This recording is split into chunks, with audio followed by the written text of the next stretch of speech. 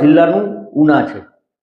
ઉનાની અંદર વરસિંગપુર રોડ ઉપર એક યુવાનને બેરહેમીપૂર્વક ખૂબ બેરહેમીપૂર્વક પીટવામાં આવે છે। બેલ્ટ અને લાતોથી તેને મારવામાં આવે છે। બગદાણામાં નવનીત બાળકિયા ઉપર જે પ્રમાણે મારવામાં આવ્યો હતો એવા જ દ્રશ્યો છે તે ગીર સોમનાથ જિલ્લાના ઉના શહેરમાંથી સામે આવ્યા હતા। એ મારનાર લોકો છે તેને વિડીયો વાયરલ કર્યો હતો અને આ વિડીયો વાયરલ થતા ખળભળાટ મચ્યો હતો। ત્યાં ઉનાના સ્થાનિક કોળી સમાજના આગેવાનો અને અન્ય લોકો છે તેમાં ખૂબ આક્રોશ જોવા મળી રહ્યો હતો। 4 લોકો સામે ફરિયાદ નોંધાઈ હતી। ઉના પોલીસે ગણતરીના કલાકોમાં એ આરોપીઓ સુધી પહોંચી અને તેને પકડી લીધા છે। એટલું જ નહીં, તેની પાસે માફી મંગાવવામાં આવે છે, તેને એ જગ્યા ઉપર લાવવામાં આવે છે જ્યાં તેને તાંડવ મચાવ્યો હતો, જ્યાં તેણે સનસની ફેલાવી હતી। એ તમામ 4 યુવાનોને એ જગ્યા ઉપર લાવવામાં આવે છે, ત્યાં તેને માફી મંગાવવામાં આવે છે। પોલીસ છે તે હજુ પણ તપાસ કરી રહી છે કોણે વિડીયો બનાવ્યો હતો।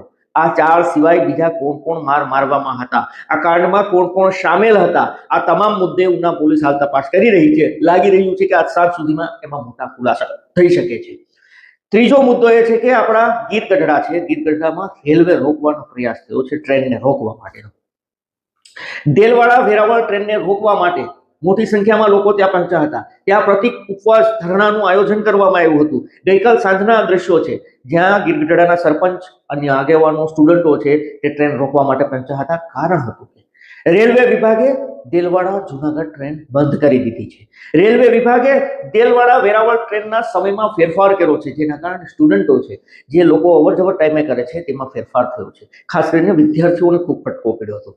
એના કારણે 2 માંગો હતી। આ મીટર ગેજ ટ્રેનમાં જે દેલવાડા વેરાવળ ટ્રેન છે તેનો જૂનો ટાઈમ રાખવામાં આવે, બીજું જે દેલવાડા જુનાગઢ ટ્રેન બંધ કરવામાં આવી છે તેને શરૂ કરવામાં આવે। આખરે રેલવે વિભાગને રેલો આવ્યો અને રેલવે વિભાગે લેખિતમાં એક ખાતરી આપી છે કે જુનાગઢ દેલવાડા ટ્રેન બંધ થઈ છે તે શરૂ કરી દેવામાં આવશે અને બીજું દેલવાડા વેરાવળ ટ્રેન છે તેનો જે સમય હતો એ સમય ચલાવવામાં આવશે, જેના કારણે આ લોકો જે આંદોલન કરી રહ્યા હતા એ આંદોલનનો સુખદ અંત આવતો દેખાઈ રહ્યો છે। ત્રીજી વાત કરીએ તો ગીર સોમનાથ જિલ્લામાં ગઈકાલે તારાજી સર્જાઈ છે। અનેક ગામો છે જ્યાં કમોસમી વરસાદ ખાબક્યો છે। એ પછી સેઢાયા ગામ હોય, હરમડિયા ગામ હોય, આલીદર હોય, ગીરદેવડી હોય, સિંધાજ, પાંચરિયા, અરણેજ, આણંદપુરા આવા અનેક ગામો છે જ્યાં કમોસમી વરસાદે કાલે તાંડવ કર્યો હતો। વરસાદની સાથે પવન ફૂંકાયો હતો, જેના કારણે ખેડૂતોના જમીન છે જે ઘઉં છે એક આ રીતે ઢળી ચૂક્યા છે।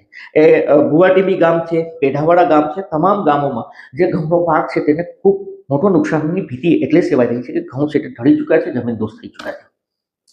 ખેડૂતોનું એ કહેવું છે કે ઘઉંનો દાણો છે તે મોટો હવે થયો છે, જેના કારણે પાછા ઊભા કરવા થોડા મુશ્કેલ છે। જો કે આશા છે કે ઊભા થઈ જાય, પરંતુ જે કેસર કેરી પકવતા ખેડૂતો છે તેને ફટકો પડવાનો છે, ચણાનો પાક લેતા ખેડૂતો છે તો આ પાકોને નુકસાન થવાની હાલ ભીતિ સેવાઈ રહી છે। જો કે એ નુકસાન થયું છે કે નથી થયું એ તો કૃષિ વૈજ્ઞાનિક અને બાગાયત વૈજ્ઞાનિકો જવાબ આપી શકે છે। પરંતુ સૌથી મોટી કરુણ ઘટના આપણા ગીર સોમનાથમાં બની છે વડનગર ગામે।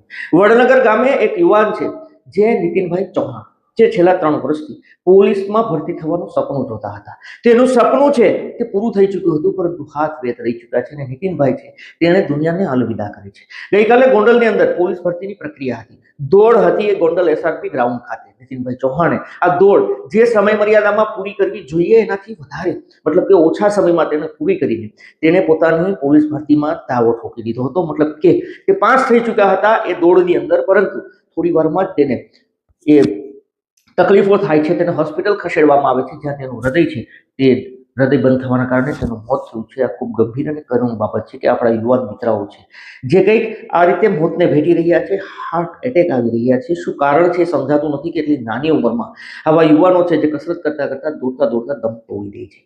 એ દીકરો, એનો પરિવાર પોલીસમાં ભરતી થવાના સપના જોતો હતો, સપના સાકાર થઈ ચૂક્યા હતા, પરંતુ બીજી તરફ જ યમરાજાએ બીજી જ મિનિટે આ દીકરાનો જીવ લઈ લીધો છે।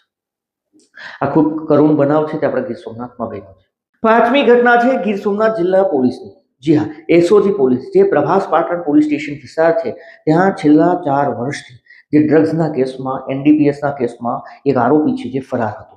4 વર્ષથી આરોપી ફરાર હતો। પોલીસને ભનક લાગે છે કે આરોપી મહારાષ્ટ્રના થાણેની અંદર જે ડોગરી આવેલું છે ત્યાં છુપાયું છે। ગીર સોમનાથ એસઓજીની ટીમ છે ત્યાં પહોંચે છે અને આ જે શખ્સ છે તેને ડોગરીથી ઝડપી લે છે અને હવે તેને ગીર સોમનાથ જિલ્લાના એક પોલીસ સ્ટેશને લાવવામાં આવી રહ્યું છે જ્યાં તેણે આ કાંડ કર્યો હતો, જે વિસ્તારમાં તે એનડીપીએસના કેસ તેના સામે નોંધાયો હતો અને 4 વર્ષથી ફરાર હતો। સાવધાન રહો, સતર્ક રહો, સલામત રહો, જોતા રહો નમસ્તે ગીર। ધન્યવાદ।